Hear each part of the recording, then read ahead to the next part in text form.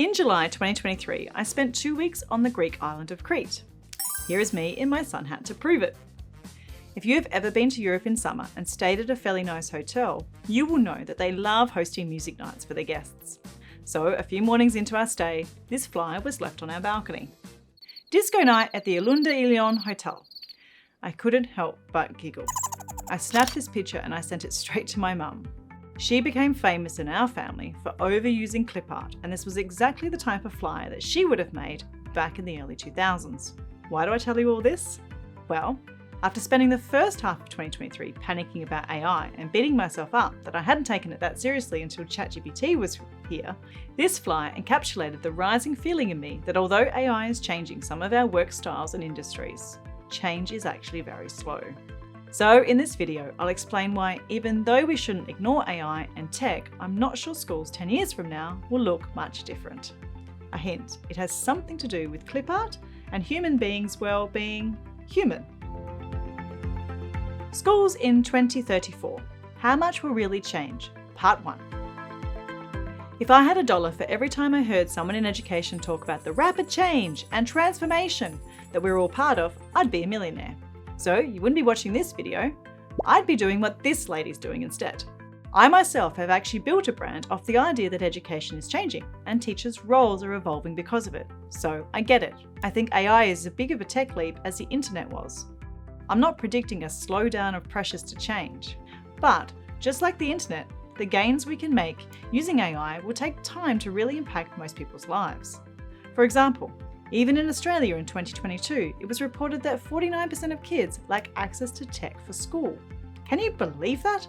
Considering how long computers and the internet have been around, that is astounding.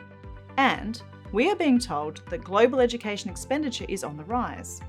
Currently, Holland IQ is predicting it to hit 10 trillion USD by 2030, and the latest Google search says 7.3 trillion by 2025. But between 2018 and 2020, the spend on edtech was only 2 to 4% of that. And between 2020 and 2022, about 6%. So money is being spent, but my guess is on more of the same things as has always been spent on in education. Mostly buildings and teachers' salaries. Because the model of K-12 schooling hasn't changed a bit. Where is my flying car? Who remembers the Jetsons? Well, as a child in the 90s, I was convinced that flying cars were going to be in my future. This was also reinforced by the movie Back to the Future when that was released in 1985 and they went back to 2015, and there were flying cars. No such luck on these. However, the Jetsons did predict quite a few other things.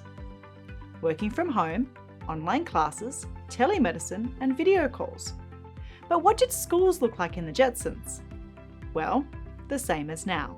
Kids in rows with a blackboard at the front, just with cooler chairs and a robot for a teacher. So this is my point. Our imagination is really lacking when it comes to school education. In every futuristic looking school model, there is still kids at a desk and a teacher present, which means most likely there is still a curriculum written by the state and given to teachers to ensure the kids in their care meet those standards. Even with all the buzzwords you can muster about innovative curriculum, we're still banking on kids arriving at a certain time to a building, eating together, and then going home. And we are still banking on the fact that parents will have no choice, or very limited other choices, but to send their children to these buildings. A side note here, at this point of the video, I want to stress that there are some fabulous schools and teachers out there that are changing kids' lives for the better. I am not criticizing the individuals within this system. The ideas of change in the school system that I propose here are macro and have many layers. I wrote this video to promote discussion about change in light of a massive tech advance, AI, and what we may have to do if we want to see any of it. Okay, so I'm sure at this point you're all wondering, when am I going to go back to my clip art story? Well, here goes. With all that I know about tech in schools, branding and user experience, I laughed at the clip art because it was a nice reminder that lots of people just don't care about all of that. They have no real reason to adopt new technology or innovative ideas or an inclination to. Whoever designed that flyer just got the job done. The people on the island of Crete will not likely be bothered by any of this AI tech for a long time. They are mostly all in tourism, and so as long as they can work out Agoda and Booking.com, all this tech hoo-ha means nothing. But now how does this connect to schools in 2034? Well, schools will likely not change unless the model changes. And who could make the model change? Most likely not the people in charge of it right now. My guess is it will be the parents. Schools may get better at teaching skills needed for the digital world, but this will be expensive. Some individual teachers will be the catalyst for change within their sphere of influence, which is going to be great. But the funding models attached to schools in most countries have all sorts of implications. Only the wealthy can afford to send their kids to innovative schools.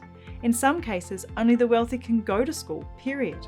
The rest will get what the state dishes up and be at the mercy of the teachers that their school managed to recruit. Humans being human. And to top all of this off, most humans generally hate change. We naturally prefer stability and comfort. And apply this sentiment to a system and it's like diverting the Titanic from the iceberg. It's slow. So I ask you, how much do you think schools will change in the next 10 years? If you have kids in school now, how much has it changed since you were there? And have you dreamt up a school model that doesn't look like the one we have now? Please share. This video is designed to spark a conversation.